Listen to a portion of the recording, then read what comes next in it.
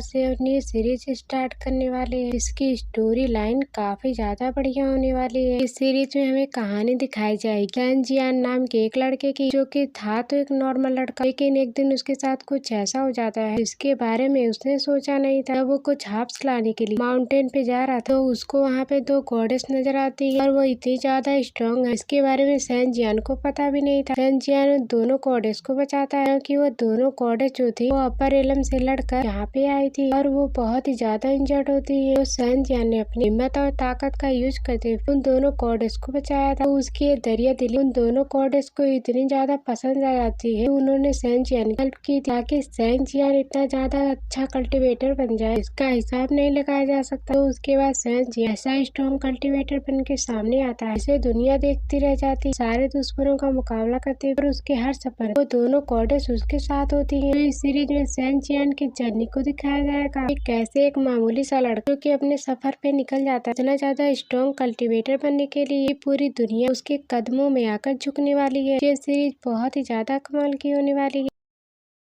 Series के starting में हमें थर्ड रेलम का सीन दिखाया जाता है। जैसे अपर रेलम होता है, वहाँ पर भी एक रेलम था और वहाँ का माहौल बहुत ही ज्यादा उथल पुथल से भरा होता है, क्योंकि यहाँ पे चल रहा है एक बहुत ही खतरनाक बैटल, जो कि बैटल चल रहा था उन्हीं दोनों गॉडेस थर्ड लेवल के जितने भी स्ट्रॉन्ग कल्टीवेटर और मास्टर है उनके साथ, क्योंकि उनके मुताबिक ये दोनों जो गॉडेस यानी डिवाइन पेन को एक्टिवेट करना चाहती है, क्योंकि उनके कल्टीवेशन का स्टेप होगा। लेकिन उसको एक्टिवेट करने के लिए दोनों ने किसी तरह डिमोनिक टेक्निक का यूज किया कि हेवन के रूल के खिलाफ होता है। जब भी कोई हेवन के रूल के खिलाफ जाता है तो उसकी वाट लगाने के लिए एल्डर पहुंच जाते हैं। तो इस वजह से सारे के सारे एल्डर यहाँ पर आए ताकि इन दोनों गॉडेस की जान ली जा सके। और उसने फॉरबिडन टेक्निक यूज करने की कोशिश कैसे, क्योंकि हेवन ने टेक्निक को यूज करने के लिए मना कर रखा है। तो इसी वजह से वो दोनों गॉड अपने आप को बचाते उस सारे एल्डर से बचने की कोशिश करते ताकि जल्द से जल्द अपने की डिवाइन पेन उसको एक्टिवेट कर सके। लेकिन एल्डर यहाँ पे रुकने के लिए तैयार नहीं थे। एल्डर उन दोनों गॉडेस से कहने लग जाता है, देखो अगर तुम्हारी वजह से हमारे थर्ड रेलम डिस्ट्रॉय हुआ या फिर इसको कुछ भी नुकसान हुआ, तुम ऐसा बड़ा अपराध कर दो कि इसकी तुम्हें माफी नहीं मिलेगी। तुम्हें कल्टीवेशन करने से रोका ही जाएगा और तुम्हारी जान ले ली जाएगी। तो अभी यही मौका है कि तुम दोनों अपने आप को सरेंडर करो अगर तुम खुद को जिंदा देखना चाहती हो। लेकिन दोनों गॉडेस कहना शुरू कर देती है, मॉर्टल लोग जैसे लोगों को अपना गॉड बनाते हैं, उन्हें सबसे ज्यादा स्ट्रॉन्ग समझते हैं। लेकिन ये सबसे गलत बात है कि तुम जैसा घटिया इंसान इस दुनिया में नहीं होगा। अगर थर्ड रेलम जैसे लोगों से भरा हुआ है तो इससे बेहतर थर्ड रेलम डिस्ट्रॉय हो जाए, ताकि इसके साथ साथ तुम लोग भी मारे जाओ। क्या हमें तुम जैसे घटिया लोगों से कोई मतलब नहीं है। मतलब साफ था कि ये दोनों गॉडेस यहाँ पे रुकने वाली नहीं है और ये किसी भी हालत में अपने डिवाइन पेन को हासिल करेंगे, चाहे उसको रोकने के लिए कोई क्यों ना आ जाए। तो बैटल देखते देखते यहाँ पे बहुत ही ज्यादा इंटेंस हो चुका था। यहाँ पर कोई पीछे हटने के लिए तैयार नहीं था। इतना ज्यादा स्ट्रॉन्ग से स्ट्रॉन्ग कल्टीवेट वहाँ पर आकर पहुंच चुके थे, जिनके सामने टिक पाना उन दोनों गॉडेस का बहुत ही ज्यादा मुश्किल लग रहा था। उनको बहुत ही ज्यादा चोट आई होती है, लेकिन फिर भी वो यहाँ पे रुकने के लिए तैयार नहीं थी, क्योंकि उनको पता है अगर वो रुकेंगे तो उनके ऊपर खतरा आ सकता है। तो इससे अच्छा फाइट करना बेहतर हो। तो दोनों एक दूसरे को बचाते हुए यहाँ पे सभी से फाइट कर रही होती है और उनके सामने एक आर्मी थी और इधर ये दोनों गॉडेस और इतने सारे लोगों को अच्छे से टक्कर दे रखे थे। तो दोनों यहाँ पे अपने डिवाइन को एक्टिवेट करना शुरू कर देते हैं, तो जिस वजह से हम देख पाते हैं उनके पीछे से एक बहुत ही पावरफुल फॉर्मेशन क्रिएट हो चुका है। तो उसके अंदर से ऐसी पावर बाहर निकल कर आ रही है, कोई भी उस फॉर्मेशन करीब तक नहीं जा पा रहा। सब लोग अपने कदम पीछे कर लेते हैं, क्योंकि उन लोगों को भी पता था अगर वो थोड़ा सा आगे बढ़ेंगे वो उनको मौत के करीब ले जा सकता है। तो जहाँ पे ये दोनों गॉडेस अपनी पावर का यूज करते हुए अपने डिवाइन पेन को कल्टीवेट करना शुरू कर देती है और उन्होंने प्रोटेक्शन बैरियर भी क्रिएट कर दिया, कोई भी यहाँ पर आकर उन्हें डिस्टर्ब न कर सके। एक से बढ़कर एक पावरफुल टेक्निक का इस्तेमाल करते हुए यहाँ पे सभी थर्ड रिलम के बंदे उन सबों की बाट लगाने की कोशिश करती है। तो फिर थर्ड रिलम के बंदे काफी ज्यादा घबरा चुके थे कि आखिरकार ये क्या हो रहा है। ये दोनों गॉडेस पागल हो चुकी हैं, अब ये नहीं रुकने वाली, ये हमारी जान ले लेंगी। तभी यहाँ पे आता है एक मैसेंजर, तो हो सकता है ये हेवन का मैसेंजर हो। वो जैसे यहाँ पे आया था उसके हल्के से पावर की वजह से जितना भी उस गॉडेस ने फॉर्मेशन बनाया, जितने भी अटैक बना के रखा वो सब खत्म हो जाता है, सब कुछ डिस्ट्रॉय हो चुका था। वो जो मैसेंजर आया वो दोनों गॉडेस से कहने लग जाता है तुम हेवन के खिलाफ जा रहे हो, तो ये करने का अंजाम कितना बुरा हो सकता है। इस टेक्निक को हेवन ने मना करके रखा है। हमने उस टेक्निक को कल्टीवेट किया और अब यहाँ थर्ड रिलम को डिस्ट्रॉय करने की कोशिश कर रही हो, इसलिए तुम्हें इसकी सजा मिलेगी। तो जल्द से जल्द यहाँ अपने आप को सरेंडर कर दो। लेकिन वो दोनों गॉड यहाँ पर रुकने के लिए तैयार नहीं थी और फिर वो कहने लग जाती है, तुम्हें क्या लगता है तुम हमें अपने सामने झुका दो? क्या हम नहीं जानते तुम लोग कितने ज्यादा घटिया हो और तुम लोग कितने अच्छे इंसान हो कि हम तुम्हारी बात माने? तो इसलिए हमें जो सही लगेगा हम वही करने वाले हैं। तो मैसेंजर कहने लग जाता है, अब जो मुझे लगे मैं वो करने वाला हूँ। तो इतना कहते साथ वो दोनों अपनी पावर को एक्टिवेट करते हैं और एक बहुत ही ब्रूटल अटैक देकर मार देता है उन दोनों गॉडेस को। ये अटैक इतना ज्यादा स्ट्रॉन्ग था कि अच्छे से अच्छे कल्टीवेट जहाँ पे टिक नहीं पाएगा तो उसकी जान चली जाएगी। तो वो दोनों अपनी पूरी ताकत लगा उसके अटैक को रोकने की कोशिश करती, लेकिन अफसोस कोई फायदा नहीं होता। पर ऐसा लग रहा अब उनकी जान चली जाएगी। तो वो दोनों अपनी पावर का यूज करते हुए अपने आप को बचाने की कोशिश करते हैं और वो अपनी पावर का यूज करते हुए एक बहुत ही स्ट्रॉन्ग अटैक बना दिया ताकि वो उस मैसेंजर के अटैक को रोक सके। लेकिन मैसेंजर का अटैक रोक पाना बहुत ही ज्यादा मुश्किल था। मैसेंजर जैसे अपने अटैक को स्ट्रॉन्ग बनाता है, आसपास खड़े जितने भी लोग थे उन सबकी जान जाने वाली।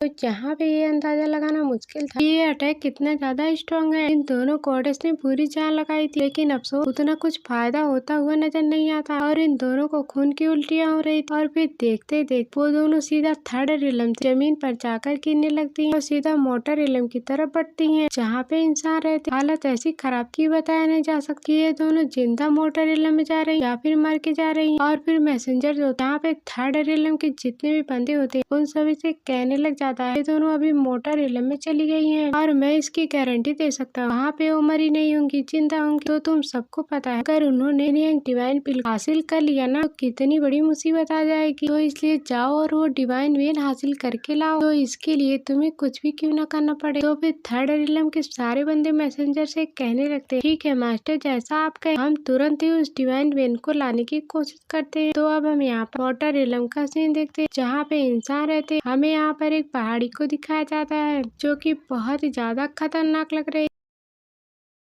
इतना खतरनाक एटमॉस्फियर होता है यहाँ पे देख के लोगों की रूह कांप जाए। और इतने खतरनाक पहाड़ी के ऊपर एक बंदा होता है जो कि वहाँ से नीचे उतरने की कोशिश कर रहा था। उस बंदे का नाम था सेंजियन और यही हमारे सीरीज का मेन कैरेक्टर है। वो बहुत ही लाजवाब बंदा था। तो फिर सेंजियन जो वो यहाँ से पहाड़ी के नीचे उतर रहा था ये कहते हुए, मुझे किसी भी हालत में गैनाडोर्मा चाहिए। गैनाडोर्मा एक हर्ब होता है जो कि रिकवर करने में या फिर कल्टीवेशन बढ़ाने में काम आता है। तो अब सेंजियन को ये इसलिए चाहिए होता है क्योंकि उसकी मदद से अपनी स्पिरिचुअल पावर जो है वो उसको एक्टिवेट कर सके। जहाँ से सेंजियन आता है उसके फादर तो एक क्लान लीडर थे, लेकिन सेंजियन के उतनी पावर नहीं है और उसने अभी तक अपने स्पिरिचुअल वेन को एक्टिवेट नहीं किया। जब तक वो अपने स्पिरिचुअल वेन को एक्टिवेट नहीं करता वो पावरफुल कैसे बन पाएगा। तो इस वजह से वो बहुत ही ज्यादा बुली हुआ, लोगों ने उसे बहुत ही परेशान किया। और हम यहाँ पर जैसे ही सेंजियन को पता चलता है कि इस माउंटेन के नीचे हेल्थ गैनाडोर्मा मिलता है तो वो उसी को लेने के लिए आया हुआ था। अब चाहे उसको ये लेने के लिए कुछ भी मुसीबत का सामना क्यों ना करना पड़े और वो उस गैनाडोर्मा को लेके जाए ताकि अपना स्पिरिचुअल एक्टिवेट कर पाए। लेकिन ये बहुत ही ज्यादा खतरनाक था, उसकी हालत खराब हो चुकी थी, लेकिन फिर भी वो हार मानने वाला नहीं था। जितना मैंने बेइज्जती को सहा है उसके सामने इस मामूली माउंटेन से नीचे उतर बिल्कुल भी आसान बात लगती है। और वो धीरे धीरे करते फाइनली उस माउंटेन नीचे आकर पहुंच चुका। तो जैसे ही यहाँ पर आया था तो वो चारों तरफ ढूंढने लग जाता है मुझे कहाँ वो फायर गैनाडोर्मा मिलेगा। ये जगह बहुत ही ज्यादा खतरनाक, चारों तरफ उसको कंगाल के अलावा कुछ भी नजर नहीं आता। मानो कि कुछ टाइम के अंदर अगर वो यहाँ पे रहे वो अपनी जान त्याग देगा। ये जगह इतनी ज्यादा खतरनाक होती। तो ये सीन दिखाते साथ ही ये एपिसोड यहीं पर एंड हो जाता है। Thanks for watching.